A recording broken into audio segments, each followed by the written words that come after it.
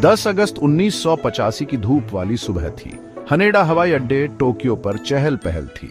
Japan airlines की उड़ान 123 एक बोइंग 747 ओसाका के लिए तैयार था।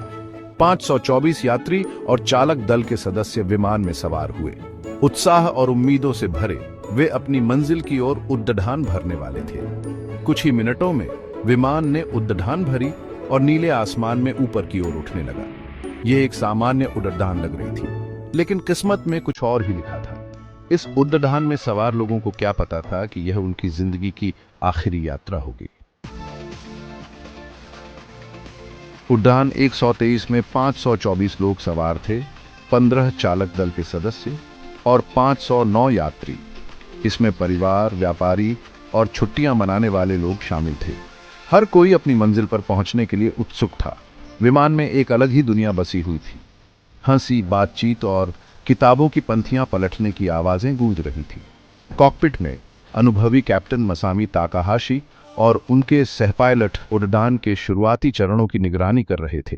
सब कुछ सामान्य लग रहा था और उड़ान योजना के अनुसार आगे बढ़ा जा रही थी। उड़ान भरने के 12 मिनट बाद विमान 24,000 फीट की ऊंचाई पर पहुंच चुका था। अचानक एक तेज धमाके ने विमान को हिला दिया।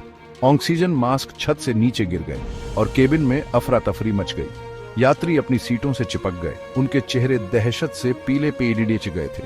कॉकपिट में चेतावनी रोशनी चमकने लगी। विमान का पिछला दबाव वाला विभाजन फट गया था, जिससे विमान का नियंत्रण खोने लगा था।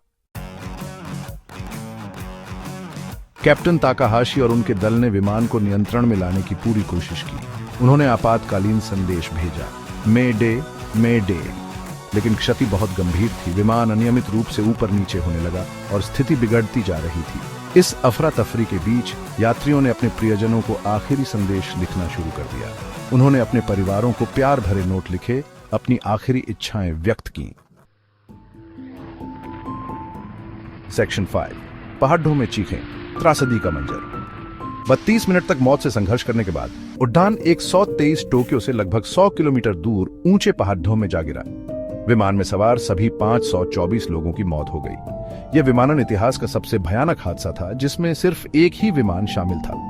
दुर्घटना की खबर जंगल की आग की तरह फैल गई। पूरा विश्व स्तब्ध था। लोगों को यकीन नहीं हो रहा था कि ऐसा हादसा कैसे हो सकता है। सेक्शन 6 हादसे के बाद तबाही और तलाश। जापानी सेना और बचाव दल दुर्घटना स्थल पर पहुंचे। मलबे का ढेर और आग का गोला देखकर उनके होश उड़ गए। यह एक भयानक दृश्य था। हर तरफ सिर्फ तबाही ही तबाही थी। बचाव दलों ने मलबे में फंसे लोगों की तलाश शुरू की, लेकिन कोई भी जीवित नहीं बचा था। यह एक दिल दहला देने वाला दृश्य था।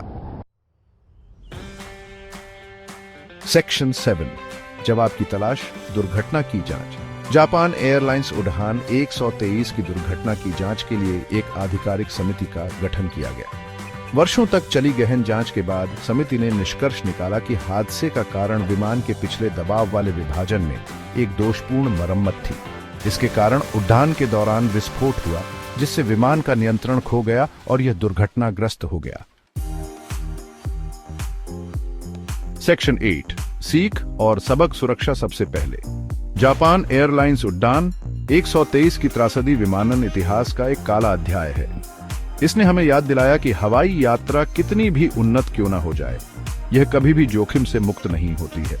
इस दुर्घटना से कई महत्वपूर्ण सबक मिले, खासकर विमान के रखरखाव, सुरक्षा प्रोटोकॉल और पायलट प्रशिक्षण के महत्व के बारे में। हमें यह सुनिश्चित करने की जिम्मेदारी लेनी चाहिए कि हम सुरक्षित यात्रा करें और उड़ान के दौरान हमेशा सुरक्षा नियमों का पालन करें। भविष्य में ऐसी त्रासदियों को रोकने का यही एकमात्र तरीका है।